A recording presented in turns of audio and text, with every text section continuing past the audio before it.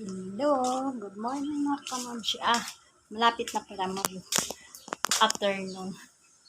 Malapit naman alas 12. Nagluluto ako. Ayan. Dito ako sa aking kusina. Init.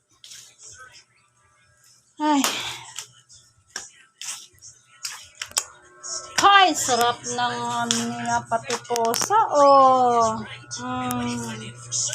Sarap ng buhay. Sobra init. Ay, papakain sa mga aso, binabad na dog food. Sobra init. Init. Tapos naka-jacket pa. Tapos naka-jacket pa, no?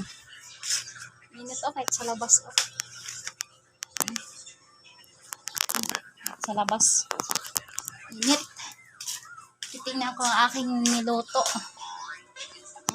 Cellphone. Sige pa. Cellphone pa. Sige pa, cellphone.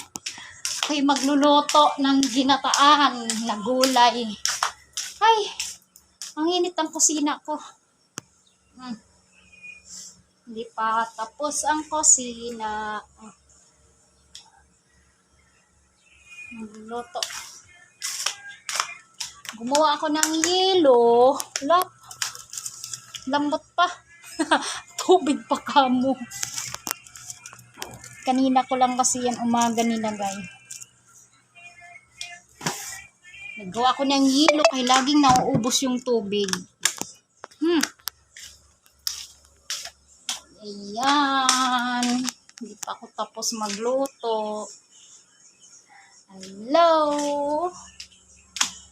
Ang init sobra. May mga puno naman sa likod. Ayan. May hangin din naman napasok. Kasi hindi talaga sobra talaga init ngayon. Sarap maligo, sarap magbabad. Kainit sobra.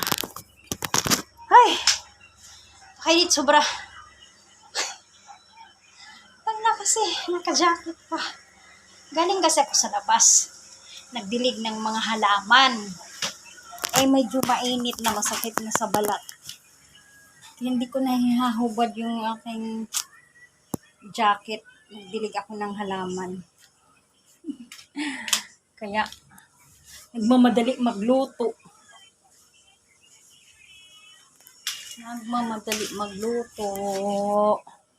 Tanghalian na.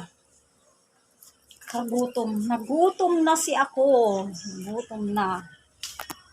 Bit lang po sa inyo. Malapit ng aking niluluto. Malapit ng aking niluluto. Ayan po. Hindi ko pa nilagay yung gata. Mamaya ko pa yung gata ilagay. Maya, iwanan ko muna. Dito muna ako sa ano. Iwanan ko muna ang aking niluto at magpahangin muna ako.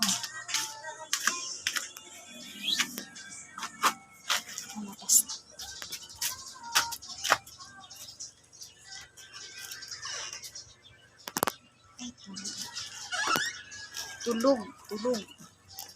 Ang init kasi. Ang init sa loob. Ang init sa loob. Pagos na baga ako. Init sa loob. Dito ako magpahangin. Papahangin ako kay mainit sa loob.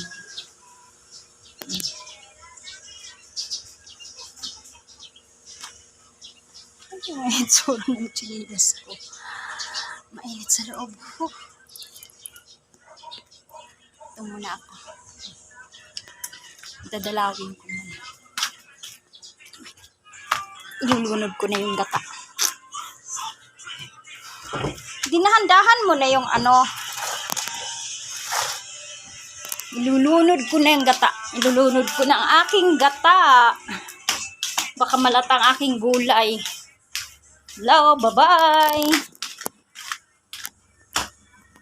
Salamat sa inyo.